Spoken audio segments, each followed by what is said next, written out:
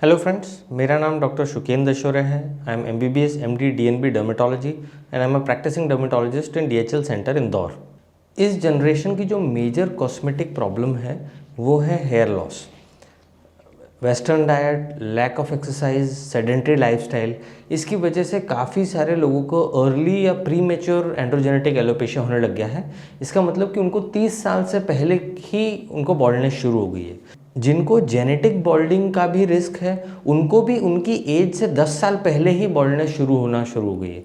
तो ये एक प्रेसिंग कंसर्न है प्रेजेंट जनरेशन का। जब बॉल्डनेस 30 की उम्र से पहले शुरू हो जाती है तो इसको प्री मैच्योर एंड्रोजेनेटिक एलोपेशिया कहते हैं, और कई बार ये इतनी सीवियर होती है कि नॉर्मल मेडिसिनल थेरेपी इसमें इफ़ेक्टिव नहीं होती। यदि आप लोशंस लगा के बाल प्रोड्यूस भी कर लेते हैं तो वो 2 साल में वापस चले जाते हैं। तो ऐसे केसेस में हमको एक एडिशनल थेरेपी करना ज़रूरी हो जाता है, और इसमें जो एडिशनल थेरेपीज में सबसे इफ़ेक्टिव और सेफ थेरेपी है वो है PRP या प्लेटलेट रिच प्लाज्मा थेरेपी। ये एक ऑटोलोगस थेरेपी है जिसमें पेशेंट का खुद का ब्लड लिया जाता है और उनके प्लेटलेट्स जो सेल्स होते हैं उनको कॉन्सेंट्रेट किया जाता है। कॉन्सेंट्रेट करके उनको एक्टिवेट करते हैं। एक्टिवेट करके उनके जो ग्रोथ फैक्टर्स प्लेटलेट्स के अंदर रहते हैं वो रिलीज़ हो जाते हैं, और इसी सस्पेंशन को पेशेंट्स के स्कैल्प में इन्फिल्ट्रेट कर दिया जाता है। जब ये ग्रोथ फैक्टर्स रूट्स के आसपास जाते हैं तो रूट्स को स्टिमुलेट करते हैं और इससे न्यू हेयर ग्रोथ प्रोड्यूस हो जाती है। चूँकि ये पेशेंट के खुद के ब्लड से बनता है, इसमें एडवर्स इफेक्ट का रिस्क मिनिमल हो जाता है। तो अभी हम PRP ट्रीटमेंट करेंगे। इसमें आपका पहले ब्लड लेंगे, ब्लड लेके उसको हम सेंट्रीफ्यूज करेंगे। सेंट्रीफ्यूज करके प्लेटलेट्स अलग करके उनको एक्टिवेट करेंगे, जिसमें 30 to 45 मिनट्स का समय लगेगा, और उस समय आपको यहीं रुकना है। जैसे ही हमारा PRP प्रिपेयर हो जाता है फिर हम उसको स्कैल्प में इन्फिल्ट्रेट कर देंगे। अब हम इन स्पेशल ट्यूब्स में जो ब्लड कलेक्टेड है उसको सेंट्रीफ्यूज में डालेंगे स्पिन करने के लिए, ताकि हम प्लेटलेट्स को सेपरेट कर सकें।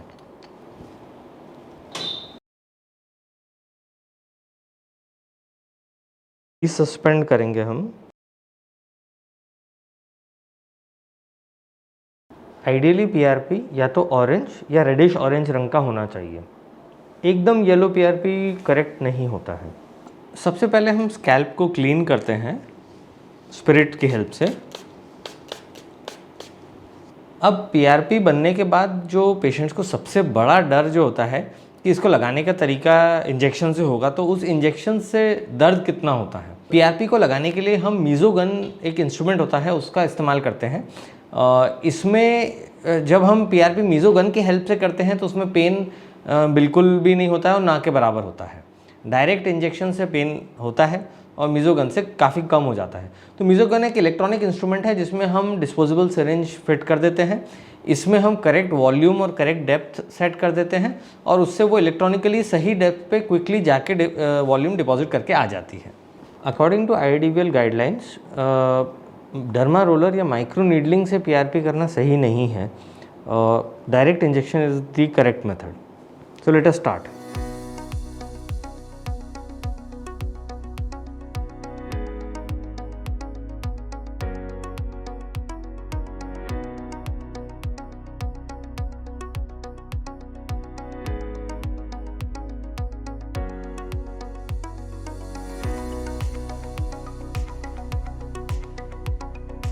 अब हम मीज़ोगन और इंसुलिन सिरिंज को कंपेयर करेंगे कि पेन कितना होता है। तो पहले हम मीज़ोगन कर रहे हैं। ठीक है, जैसे कि देखा कि पेन बहुत ज़्यादा नहीं हुआ है, फोरहेड में कोई मूवमेंट नहीं हुआ है। पेन हो रहा है आपको? अब हम इंसुलिन सिरिंज से इंजेक्ट करेंगे जैसे नॉर्मली किया जाता है। इससे पेन हो रहा है आपको थोड़ा ज़्यादा? आप फोरहेड का मूवमेंट यदि देखेंगे तो आपको क्लियरली दिख जाएगा।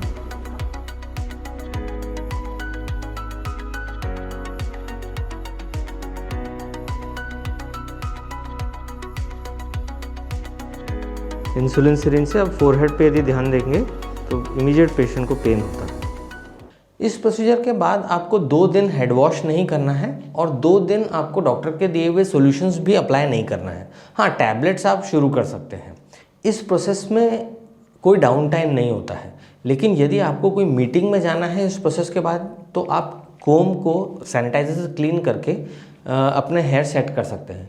इस प्रोसेस को मंथली इंटरवल्स पे करना होता है, मतलब महीने में एक बार। इसके नंबर ऑफ सेशंस इस बात पे डिपेंड करते हैं कि एक आपका बॉल्ड एरिया कितना है और दूसरा कि आपका हीलिंग पावर, हीलिंग टेंडेंसी कितनी है। तो ये हर पेशेंट में अलग होता है।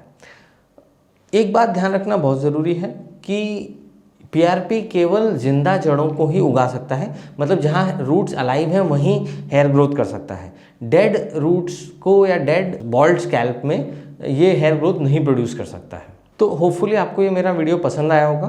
For more questions you can ask me in the comment section. Thank you.